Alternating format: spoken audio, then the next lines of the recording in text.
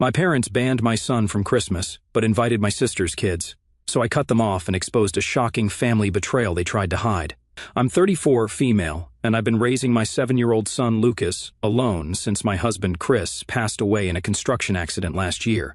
Being a widow at 34 wasn't exactly in my life plans, but here we are. Some mornings I still reach over to Chris's side of the bed before remembering he's gone. Those moments suck the most. The first few months after the accident were just a blur. That isn't even the right word. It was like moving through fog while carrying a boulder. Between the funeral arrangements, paperwork, and trying to keep it together for Lucas, I honestly don't know how I survived. Lucas kept asking when Daddy was coming home, and every time he asked, it felt like someone was stabbing me in the chest.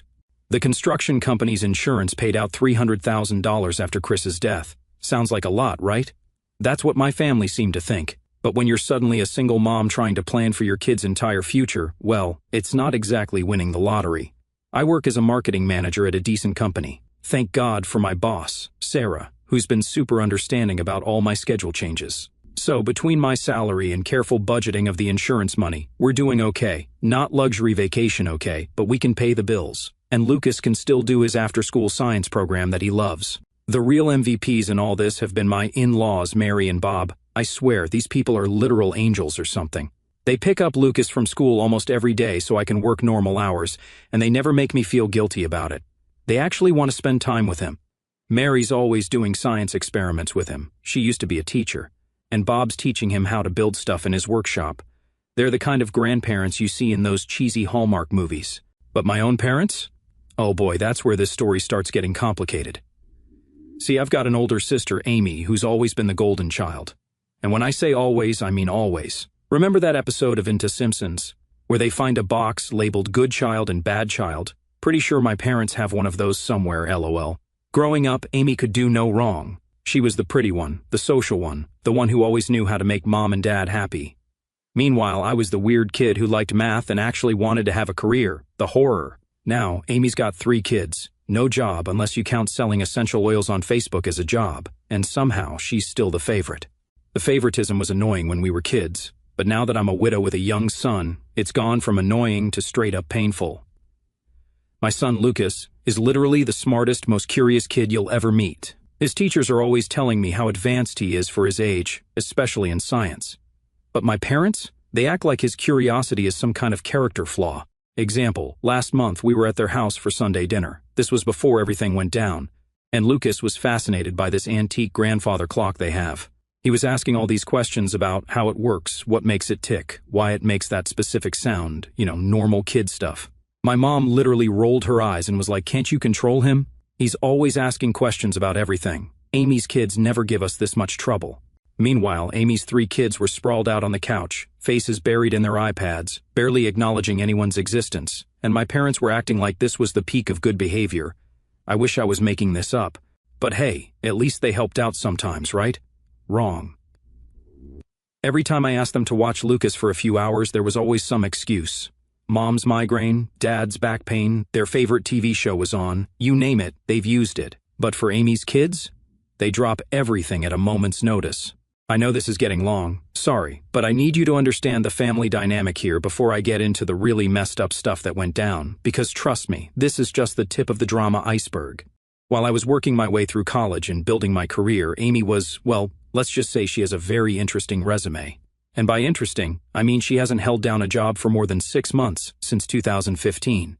Here's a quick rundown of Amy's career path. Just from the last couple of years, she quit her receptionist job because her boss didn't respect her vision translation, asked her to show up on time, got fired from a retail job for trying to recruit customers into her essential oils MLM, lasted 3 weeks as a waitress because it was beneath her potential, started and failed 4 different small businesses, aka pyramid schemes, in 18 months, and currently calls herself a wellness coach, which basically means she spam posts on Facebook about some sketchy weight loss tea.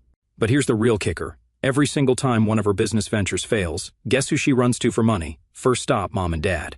When they can't cover it all or won't, she comes crying to me. And I mean, literally crying. Full waterworks. Sob story about how her kids need new shoes, school supplies, whatever. Some greatest hits from just the past year. $2,000 for her kids' private music lessons. Spoiler, her kids still can't play any instruments.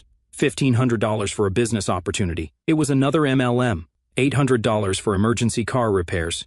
She bought designer boots, $3,000 for private school deposits. The kids are still in public school, and countless smaller loans that we all know she's never paying back. And my parents? They enable all of this. They're constantly telling me how hard Amy has it because raising 3 kids is so expensive and at least you have a good job. Never mind that I'm a freaking widow raising a kid on my own. The worst part isn't even the money. It's how she treats Lucas, my son who just lost his dad last year, who's trying so hard to understand the world around him, and gets treated like he's some kind of problem child because he asks questions and wants to learn things. Last week was a perfect example. We were all at my parents' house again. This was before everything blew up, and Lucas was showing everyone his science fair project. He built this really cool model of the solar system that actually moves. The kid spent weeks on it with Bob helping him get all the mechanics right. Amy's response? She rolled her eyes and loudly asked when Lucas was going to grow out of this phase and learn to be normal like other kids. Meanwhile, her oldest kid was in the corner trying to convince my 12-year-old cousin to vape, but apparently, that's normal behavior. Oh, and here's a fun fact. While she was criticizing my son's interest in science, she was also texting me under the table, asking if she could borrow $500 for her car payment, the same car payment she already borrowed money for last month and the month before that. I know what you're thinking. Why did I keep giving her money? Why didn't I just say no? Honestly, because it was easier than dealing with the family drama that would follow if I refused. My parents would call me selfish, Amy would cry about how I don't care about her kids, and somehow, I'd end up being the bad guy every single time. But trust me, this is all building up to something much bigger. Remember how I mentioned the insurance money from Chris's accident? Yeah, my family had some interesting ideas about that. And by interesting, I mean completely insane. So, about 2 months ago, my mom calls me up on a random Tuesday. Honey, why don't you come over for dinner tonight? Just you. Mary and Bob can watch Lucas, right? First red flag right there. My mom never cooks dinner on weekdays unless she wants something. But, like an idiot, I agreed. I show up at their house and immediately notice 3 things. 1. Mom made her special lasagna, the one she only makes when she's about to drop a bomb. 2. Dad was being super chatty. He usually just grunts and watches TV. 3. They'd broken out the fancy wine glasses, the ones from Target they save for special occasions. At this point, alarm bells are going off in my head like crazy, but I'm thinking maybe they just want to talk about Amy's latest financial disaster or something. Oh boy, was I wrong. We get through most of dinner with the usual small talk. How's work? How's Lucas? Have I thought about getting back out there? Then Mom puts down her fork, gets this weird look on her face, and drops the bomb. So Olivia, we've been wondering. Exactly how much was Chris's life insurance payout? I literally choked on my water, like full-on spit take, had to grab a napkin, the whole deal. The audacity of this question. But here's the really stupid part. I actually answered them. Maybe it was shock. Maybe it was years of being conditioned to tell them everything. I don't know. About $300,000, I said. You guys, I swear I could see the dollar signs in their eyes. My mom's fork actually clattered against her plate. Dramatic much? And my dad sat up so straight you'd think someone shoved a rod up his... Well, you get the idea. Well, Mom says in that super sweet voice she uses when she wants something. What are you planning to do with all that money? I explained that I've invested most of it for Lucas's future. College fund, maybe help with a down payment on a house when he's older. You know, responsible parent stuff. But they were already shaking their heads before I finished talking. Dad jumps in with, you should be thinking about the present, Olivia, about yourself and your family. And the way he said family made it pretty clear he wasn't talking about Lucas. Then they start tag-teaming me with this whole speech about how family needs to support family, and how money shouldn't just sit in a bank when people need help now. Meanwhile, I'm sitting there thinking about how they never offered to help me when Chris died, but whatever. The worst part?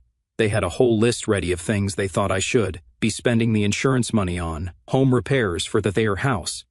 Apparently, their roof is about to cave in. A new car for Amy, because her third totaled car this year wasn't her fault either. Private school for Amy's kids, despite them being perfectly fine in public school. And a family vacation, which somehow didn't include Lucas in the plans. I shut that down real quick, told them I wasn't discussing my money anymore.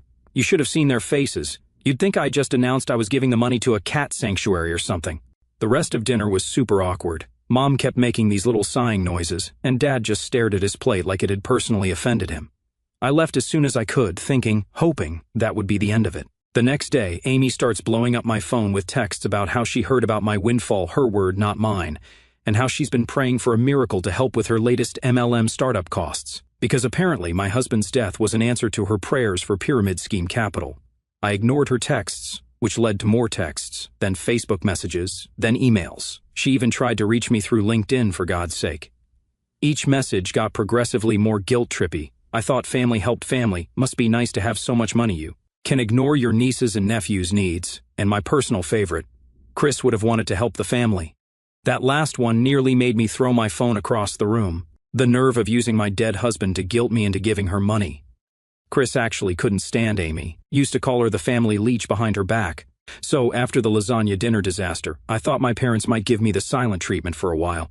That's their usual move when I don't do what they want. They just ignore me until I cave. But nope, a week later, Mom calls me up, all sweetness and light, like nothing ever happened. Honey, we're having a special family dinner on Sunday. You have to come. Amy has some big news to share. Now, Amy's big news usually means one of three things. 1, she's starting another doomed MLM venture. 2, she's gotten herself into more debt. 3, she's found some new way to mooch off the family. But Mom was being super insistent, and I'm a certified idiot when it comes to hoping my family will change, so I agreed to go.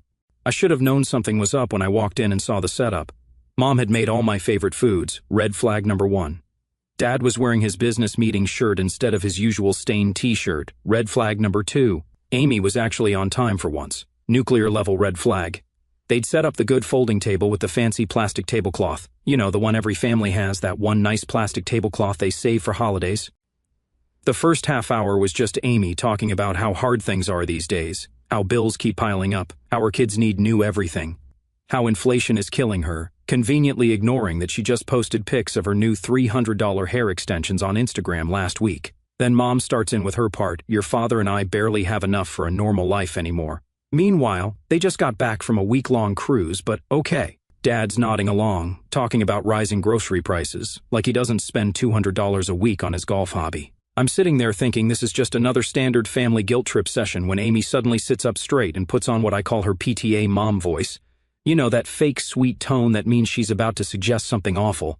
I've been thinking, she announces, dangerous activity for her. Olivia and I should help Mom and Dad financially. I nearly choked on my mashed potatoes. But wait, it gets better. I'll send them $500 every month, she continues, looking like she's suggesting something super generous. I know it's not much, but with Jack's job and the kids... Then she turns to me with this smile that I swear would make the Cheshire Cat uncomfortable.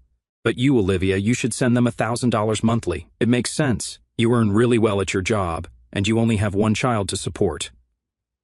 Plus, with your situation, you have other income now.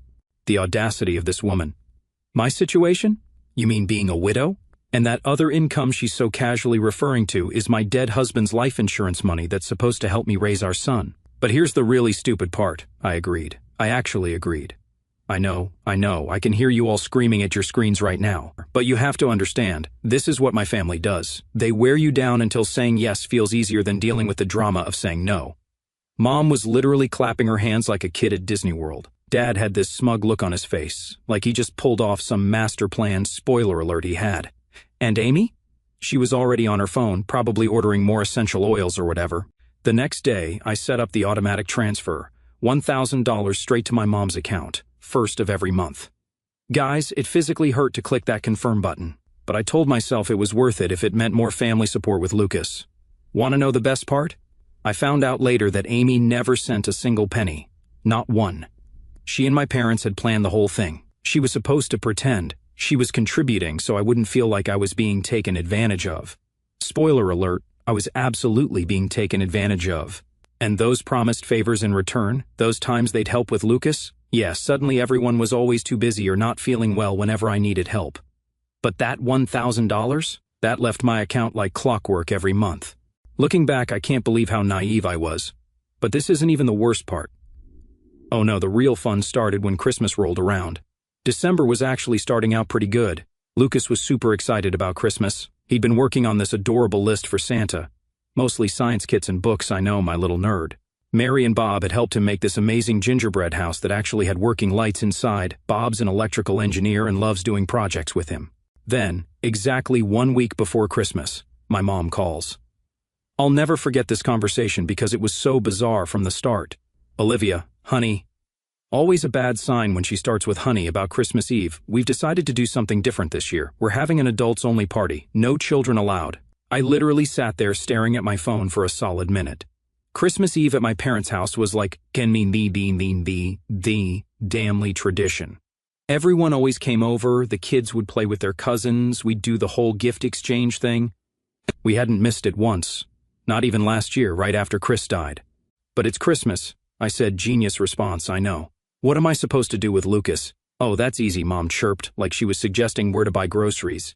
You can leave him with Mary and Bob. They'd love to have him. Just come by around 7. I spent the next week going back and forth about what to do. Lucas was obviously disappointed when I told him, but being the amazing kid he is, he tried to hide it. It's okay, Mom. Grandma Mary said we can make cookies and watch Christmas movies. I swear, my in-laws are actual angels. Finally, I decided to compromise. I'd leave Lucas with Mary and Bob for a few hours, make a quick appearance at my parents' house to exchange gifts and say hi, then head back to have a proper Christmas celebration with my son and in-laws. So Christmas Eve rolls around, and I pull up to my parents' house around 7:15. The driveway is packed with cars, way more than usual for our family gatherings. I can hear Christmas music and lots of voices from inside. I grab my bag of gifts and head to the door. And guys, what I saw when I opened that door, I still get angry just thinking about it. The house was full of kids, not just a few kids, all the kids. Amy's 3 were running around with paper crowns on their heads. My cousin Linda's kids were by the Christmas tree, eating cookies. My cousin Mark's twins were playing some game on their Switch in the corner. My cousin Susan's teenager was taking selfies by the fireplace. Every single kid in the family was there, except Lucas. I stood in that doorway for what felt like forever, just trying to process what I was seeing. The gift bag felt like it weighed 1,000 pounds in my hand. The Christmas music that had sounded cheerful from outside now felt like it was mocking me. My Aunt Marie spotted me first. Olivia, sweetheart. She rushed over to hug me, then looked around expectantly. Where's our little scientist? Don't tell me he's sick on Christmas Eve. Before I could answer, my cousin Peter chimed in. Yeah, where's Lucas? Jake's been wanting to show him his new chemistry set. More relatives started gathering around, all asking the same question. Where was Lucas? Why wasn't he with me? Each question felt like a knife twisting in my gut. Through the crowd, I spotted my mom in the kitchen, arranging cookies on a Christmas-themed platter, like everything was perfectly normal, like she hadn't just excluded her only grandson from a family Christmas celebration. And Amy? She was sitting on the couch watching the whole scene unfold with this little smirk on her face, while her youngest kid was literally throwing deviled eggs at his sister, but apparently, to sat down was acceptable behavior. I must have made some kind of noise because people started giving me concerned looks. Mom finally looked up from her cookies and had the nerve to wave at me, like nothing was wrong. That's when I snapped, standing in my parents' doorway on Christmas Eve, realizing they'd specifically excluded my son from what was clearly a not-in-adults-only party. I'd like to say I handled it gracefully, that I calmly asked for an explanation, that I took the high road. Mom, I said, my voice so controlled it scared even me, can we talk privately?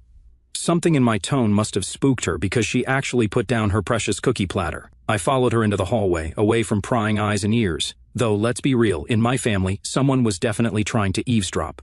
You told me this was an adults-only party, I said, still doing my best to keep my voice steady. You specifically told me not to bring Lucas. So why are all the other kids here? Mom straightened her stupid Christmas sweater, the one with actual working lights that she spent $200 on while telling me she was struggling, refusing to meet my eyes. Well, that's different, she said, like she was explaining something obvious. Different how? Those children, she gestured vaguely toward the living room, know how to behave at formal gatherings. They're well-mannered. Y'all, remember how I said earlier that I snapped? This was the moment. The exact moment when 34 years of being the other child, of watching my son be treated as less than, of being manipulated and guilt-tripped and used as an ATM, it all just exploded. I walked straight into the middle of the living room. The Christmas music was still playing. I think it was Silent Night, which is hilariously ironic in retrospect.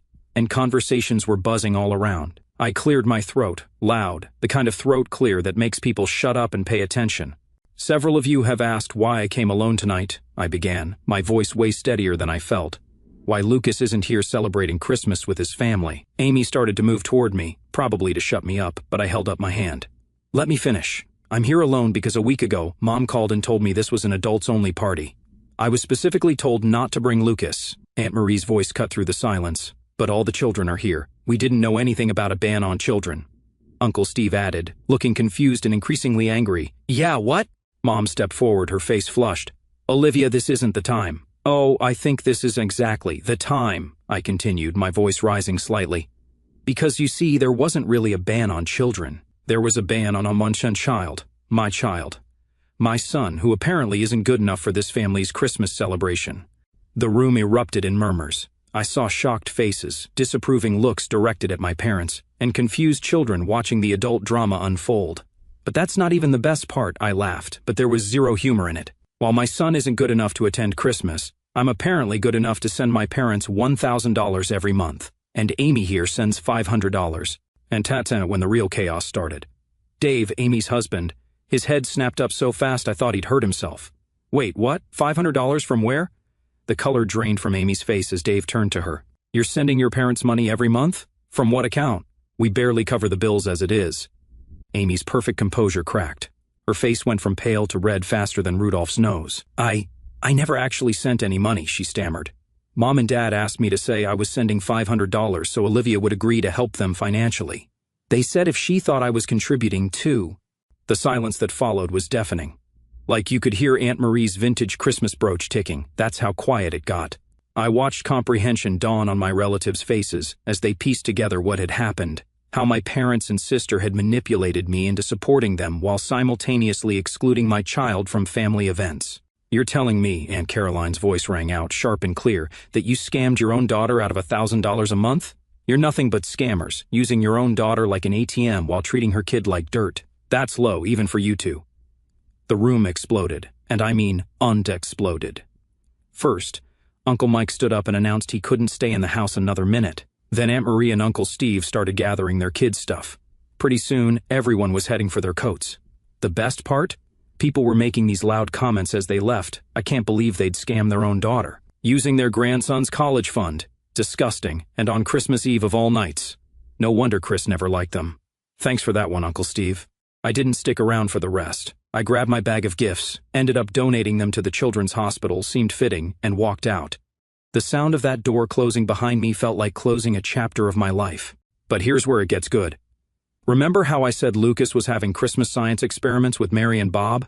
When I got back to their house, they had turned their entire living room into this winter wonderland science lab. There were safe chemical reactions making snow, experiments with dry ice creating frost, and Bob had rigged up this whole light display to demonstrate how the northern lights work. Lucas was in absolute heaven. He didn't even ask about the family party. He was too busy learning about the physics of snowflakes or something equally nerdy and adorable. The next morning, while Lucas was still asleep, surrounded by his Santa presents, including this massive chemistry set that Mary and Bob definitely helped Santa pick out, my phone started blowing up. Mom, we need to talk about what happened. Dad, you're being dramatic. Amy, how could you ruin Christmas? Also Amy, hey hun, speaking of Christmas, have you heard about this amazing new essential oil blend? It's perfect for holiday stress, only $89.99. I blocked them all. But then the good messages started coming in. Aunt Caroline calling to tell me how the rest of the night went down after I left. Uncle Mike offering to help me set up a proper investment account for Lucas's college fund. Cousin Linda inviting us to her son's science fair next month. Even Dave texting to apologize for not seeing what was happening sooner. The funny thing about cutting toxic people out of your life is how much room it makes for better relationships to grow.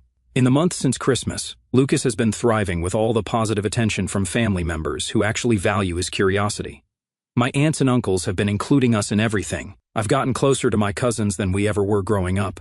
The money I was sending to my parents is now going into Lucas's college fund, plus some extra from Uncle Mike's investment tips. Mary and Bob continue to be absolute angels. Last week, Lucas asked Uncle Mike how his pool filter works. Instead of telling him to be quiet or handing him an iPad, Mike spent an hour explaining water filtration systems. My kid was fascinated, and Mike was stoked to have someone actually interested in learning. Dave and Amy are still together, but in serious counseling. Amy's tried to contact me through at least 12 different MLM Facebook accounts. My parents sent some fancy gift for Lucas. I donated it. Mom still tells everyone I ruined Christmas. I'm okay with that. I finally went to therapy myself, and it's been amazing. Lucas is talking about wanting to be a scientist like Bob when he grows up. So, yeah, that's the end of my story. Losing my family helped me realize who my real family was all along. Lucas is happy, I'm happier, and life is actually pretty good without the constant drama and manipulation.